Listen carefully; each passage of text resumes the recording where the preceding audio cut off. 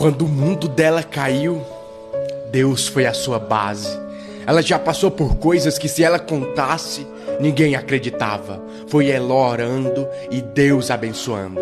Porque por diversas vezes ela teve que trocar a coroa de princesa pela armadura de guerreira. E que sorte a dela, porque hoje ela consegue ser linda como uma princesa e ainda lutar por si mesma como uma guerreira. Ela sempre acreditou que o amanhã viria, que as coisas iriam se encaixar.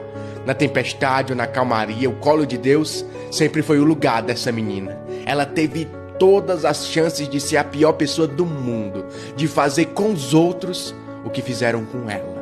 Mas ela não é essa pessoa.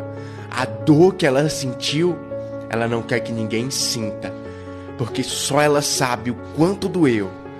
Ela não se tornará uma pessoa ruim, só porque alguém foi ruim com ela. Essa é a história dela.